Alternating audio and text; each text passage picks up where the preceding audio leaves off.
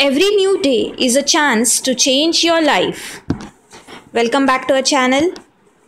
Please subscribe to Easy Dentistry right now if you have not yet done. Last lecture we saw the structure of the cell wall. Now in this lecture we will be continuing the bacterial anatomy. In this lecture we will be studying in detail about the cytoplasmic membrane, nucleus and the cytoplasm. In the cytoplasm, we would be studying three structures, that is ribosomes, intracytoplasmic membrane and the mesosomes.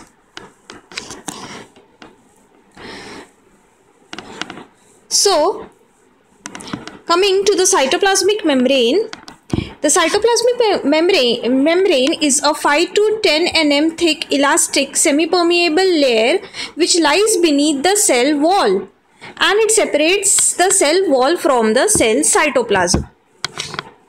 Chemically, the cytoplasmic membrane is made up of lipids and proteins, and the sterols are absent.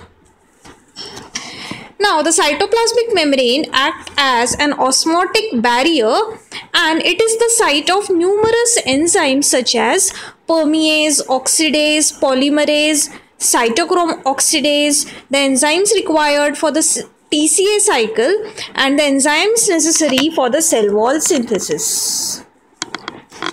So, the cytoplasmic membrane acts as a semi-permeable membrane, causing inflow and outflow of the metabolites. Talking about the cytoplasm, it is a colloidal system containing a variety of organic and inorganic solutes in a viscous watery solution.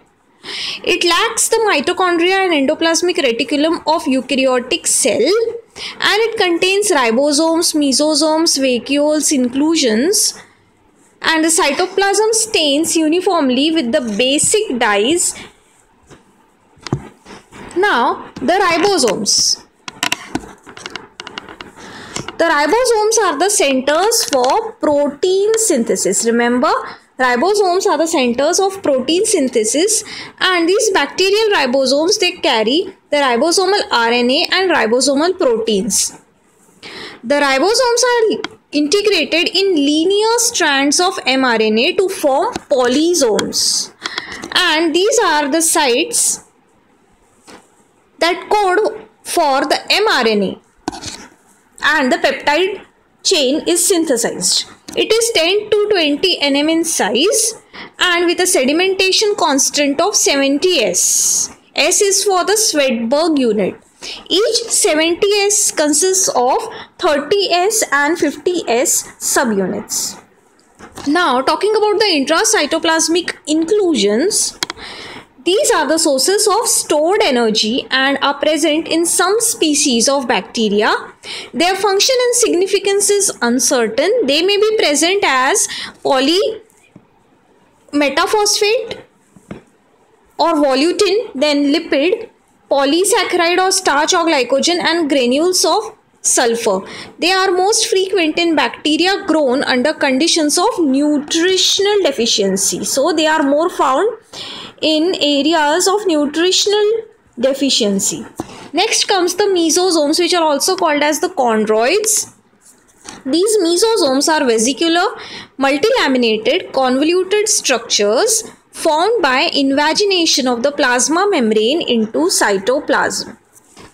These are the centers for respiratory enzymes, and these mesosomes are analogous to mitochondria of the eukaryotes.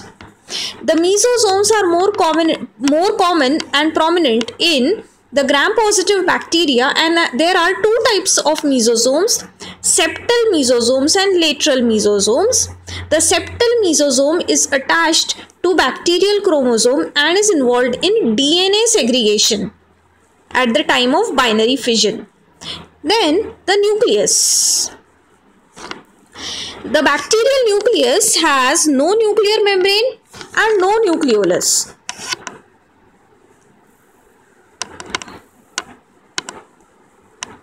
The DNA of the bacteria contains no basic protein, and the genomic DNA is circular in shape, and when it is straightened it is about 1 mm in length. The DNA are haploid and they divide by simple fission. The plasmids are the extranuclear genetic material in the cytoplasm, and these plasmids replicate autonomously. The plasmids have properties of drug resistance and toxigenicity. The transfer of plasmids between bacteria occur by conjugation and by bacteriophage. The next lecture will be on bacterial capsule and slime layer and flagella. That's all for now. Happy studying.